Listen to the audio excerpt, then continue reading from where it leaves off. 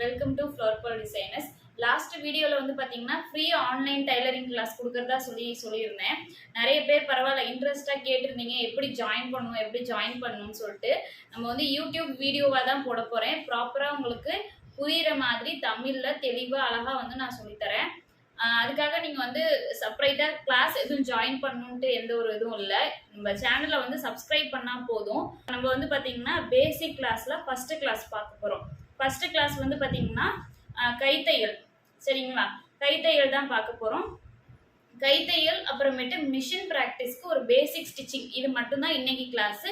கண்டிப்பாக நாளைக்கு அடுத்த மெயின் வீடியோ உங்களுக்கு ரொம்ப ஜாலியாக சூப்பராக வரப்போகுது. ஸோ இன்னைக்கு வந்து பார்த்தீங்கன்னா ஒரு பேசிக் கிளாஸ் தான். மிஷின் ஹேண்டில் பண்ணணும், மிஷினை எப்படி வந்து நம்ம தையல் வந்து பேலன்ஸ் பண்ணி போட போகிறோம், கையில் என்ன மாதிரி தையல் போட போகிறோம் அப்படின்றது தான். இப்போ கைக்கு வந்து பார்த்தீங்கன்னா கைத்தையல்ங்கிறது ரன்னிங் ஸ்டிச்சுன்னு சொல்லுவோம். அந்த தையல் மட்டும்தான் போட்டு பார்க்க போகிறோம். அது வந்து நிறைய நம்ம வந்து தைக்கிறது எல்லாமே, நம்ம கற்றுக்கிற எல்லாமே ஃபஸ்ட்டு கையில் சின்ன துணியில் வந்து தைக்க போகிறோம், மினியேச்சரில் தைக்க போகிறோம். ஸோ அதுக்காக வந்துட்டு பார்த்தீங்கன்னா நம்ம வந்து கைத்தையல் கண்டிப்பாக கற்றுக்கணும். ரொம்ப கஷ்டம்லாம் கிடையாது, ரொம்ப ஈஸியான மெத்தடில் உங்களுக்கு கைத்தையல் கற்றுக் கொடுத்துட்றேன். அதுக்கப்புறம் நம்ம பெரிய துணி அடுத்தடுத்த இது போகும்போது நீங்கள் வந்து பார்த்தீங்கன்னா மிஷினில் தான் பண்ண போகிறீங்க. இப்போ நான் ஒரு சப்ஜெக்ட் வந்து உங்களுக்கு நான் கைத்தையலில் வந்து சொல்லி கொடுக்குறேன் அப்படின்னா, பேப்பர் கட்டிங் போட்டு கைத்தையலில் சொல்லி கொடுக்குறேன்னா, அதே லெசனை நீங்கள் ஒன்று உங்கள் விருப்பப்பட்ட சைஸில், உங்களுக்கு தேவையான பெரிய சைஸில் நீங்கள் மிஷினில் தைச்சிக்கலாம் கட் பண்ணி. ஓகேங்களா? ஓகே, இப்போ வந்து பார்த்தீங்கன்னா நான் வந்து இந்த மாதிரி ஒரு நார்மல் கைத்தையல் போடுற ஊசியில் நான் வந்து நூல் கோத்து எடுத்திருக்கேன். இந்த ஊசி நம்பர் வந்து 7. கைத்தையல் ஊசின்னு கை ஊசின்னு சொல்லிட்டு நீங்கள் கடையில் போய் கேட்டு பாருங்கள். ஊசி இதெல்லாம் விற்பாங்க பார்த்தீங்களா, அதாவது இந்த டைலரிங் ஐட்டம்லாம் விற்கிற இடத்துல கைத்தையல் போடுற ஊசின்னு சொல்லிட்டு கேளுங்க. ஹெம்மிங் ஊசின்னு தனியாக இருக்கும், அதுக்கப்புறம் இந்த மாதிரி தையல் போடுற ஊசின்னு தனியாக இருக்கும். இது வந்து நம்பர் 7. பிராண்ட் வைஸ் சேஞ்ச் ஆகும் சைஸும் கூட, ஒரு சில இதில் பார்த்துக்கோங்க, சரிங்களா? இது கொஞ்சம் திக்காக இருக்குது, ரொம்ப இல்லை, ஓரளவுக்கு திக்காக இருக்குது. கைக்கு பிடிக்க நம்மளுக்கு ஹேண்டில் பண்ண ஈஸியாக இருக்கும். ஓகேங்களா? இப்போ வந்து பார்த்திங்கன்னா நான் என்ன பண்ணியிருக்கேன், ஒரு normal plain cloth, cotton cloth, lining cloth தான் இது. இதில் இந்த மாதிரி சும்மா நார்மலாக ஸ்ட்ரைட்டாக கோட் போட்டு வச்சுருக்கேன். இது வந்து கைத்தையலுக்காக நான் இப்படி போட்டிருக்கேன். நீங்கள் இப்போ என்ன பண்ண போகிறீங்கன்னா, நார்மலாக இப்படி ஊசியில் நூல் கோத்துட்டு எண்டில் வந்து ஒரு முடிச்சு போட்டு வச்சுட்டேன் நான். ஓகேங்களா? போட்டதுக்கப்புறம் இப்படி ஒரு இடத்துல ஸ்டார்ட் பண்ணுறோம். அடியிலருந்தே நான் வந்து ஊசியை வந்து போடுறேன். போட்டு இப்படி மேலே போட்டுட்டு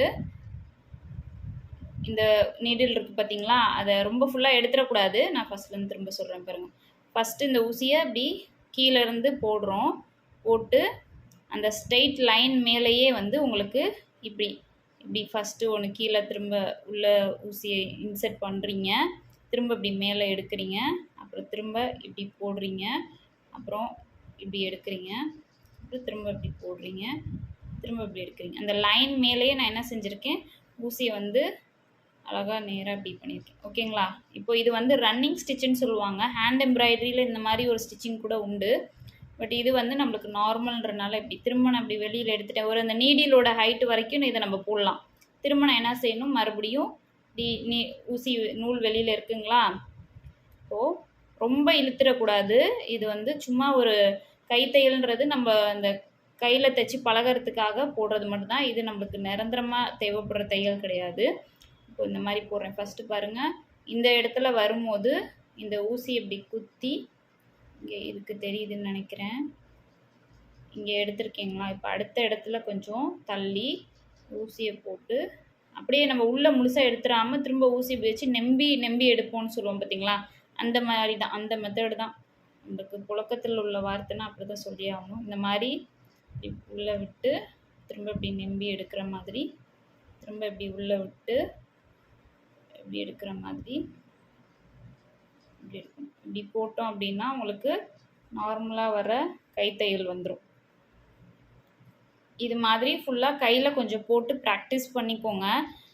ரொம்ப அவ்வளோ கஷ்டம்லாம் கிடையாது, ஈஸி தான். பேசிக்காக அதில் என்ன பண்ண போகிறோன்னு ஒரு இன்ட்ரொடக்ஷன், அதாவது அறிமுக இதுதான் இது கொடுக்குறேன்.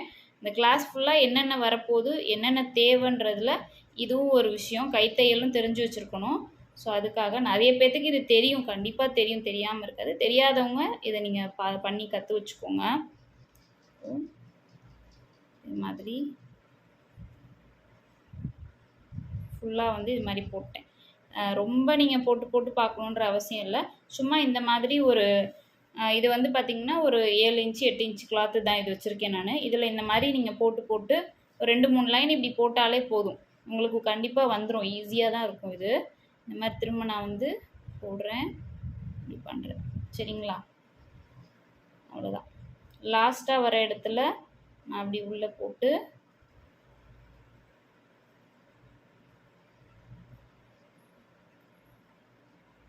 எண்டு நாட்டு பேக் சைடில் நான் வந்து கொடுத்துட்றேன். அவ்வளோதான். இதை கட் பண்ணிடுவோம். இது மாதிரி நீங்கள் போட்டு போட்டு ஒரு 2-3 தடவை பாருங்கள். ட்ரை பண்ணிங்கன்னா கண்டிப்பாக வந்துடும். ரொம்ப ஈஸி தான். சரிங்களா? நம்ம வந்து டைலர் ஆகணுன்ற ஒரு ஆர்வம், இன்ட்ரெஸ்ட்டு, வெறி இருக்குது. என்னமோ தெரியல, இப்போ எல்லாத்துக்கும் அது ஒரு மாதிரி ரொம்ப ஜாஸ்தியாகிடுச்சு. ரொம்ப நல்ல விஷயம். அதனால் அது முன்னாடி இதெல்லாம் ஒரு விஷயமே கிடையாது. ரொம்ப ஈஸி தான். சரிங்களா? பார்த்திங்கன்னா இந்த மாதிரி ஸ்ட்ரைட்டாக கோடு போட்டு ஒன்று வச்சுருக்கேன். அதுக்கப்புறம் இந்த மாதிரி கொஞ்சம் ஷார்ப்பு வி ஷேப் வர மாதிரி உங்களுக்கு வீவிங் மாதிரி வச்சுருக்கேன். அதுக்கப்புறம் அதே மாதிரியே கொஞ்சம் உங்களுக்கு வந்து பெண்டாக வர மாதிரி, ஓரளவுக்கு கேர்வாக வர மாதிரி வச்சுருக்கேன். சரிங்களா? இதுதான் நம்ம அதிகமாக பயன்படுத்த போகிற ஸ்டிச்சிங்.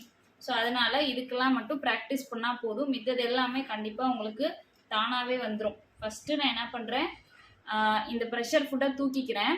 அதுக்கப்புறம் என் கிளாத்தை வந்து உள்ளே வச்சுக்கிறேன். அதுக்கு முன்னாடி த்ரெட்டு வந்து பாபின் த்ரெட்டும் நீடில் த்ரெட்டும் வந்து ரெண்டையும் எடுத்து வெளியில் இப்படி பின்னாடி விட்டுறேன். சரிங்களா? விட்டதுக்கப்புறம் துணியை இப்படி உள்ளே வச்சுட்டு இந்த ப்ரெஷர் ஃபுட்டை நான் விட்டுட்டு லாக் பண்ணுறேன். ஃபஸ்ட்டு இந்த மாதிரி நம்மளுக்கு ஒரு லாக் பண்ணுறதுக்குன்னு ஒன்று கொடுத்துருப்பாங்க. அதை பார்த்து நீங்கள் அதை பயன்படுத்திக்கோங்க. அதில் லாக் பண்ணிவிட்டு அதுக்கப்புறம் ஸ்டிச்சிங்கை ஸ்டார்ட் பண்ணுறேன். இது மாதிரி ஸ்டார்ட் பண்ணி ஸ்டிச் பண்ணிக்கோங்க.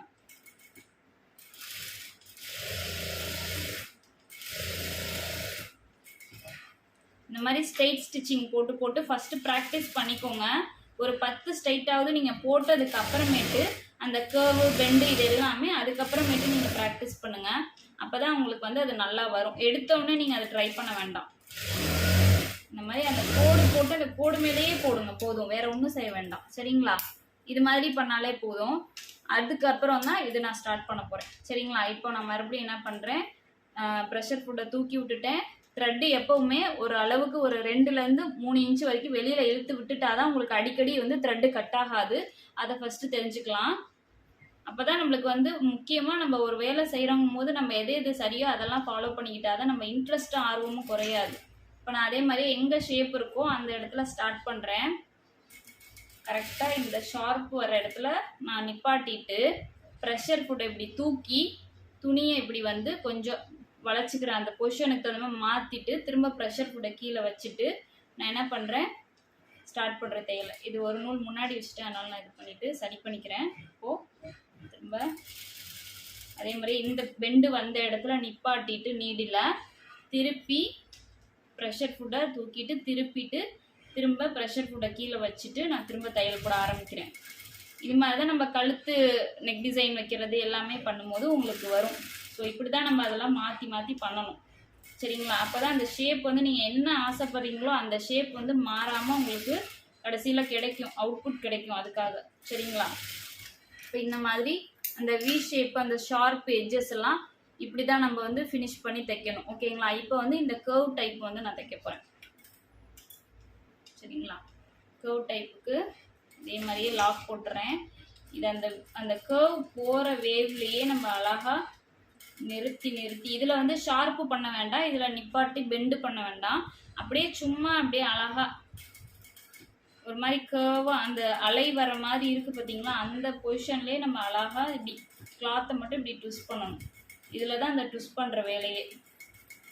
அழகாக இப்படி வரும். உங்களுக்கு கரெக்டாக ஃபாஸ்ட்டாக பண்ணிங்கன்னா அந்த மாதிரி வரும். பொறுமையாக பண்ணி காட்டுறேன். இது மாதிரி பண்ணாலே போதும். சரிங்களா? இது மாதிரி ஸ்டிச் பண்ணி பழகிக்கோங்க.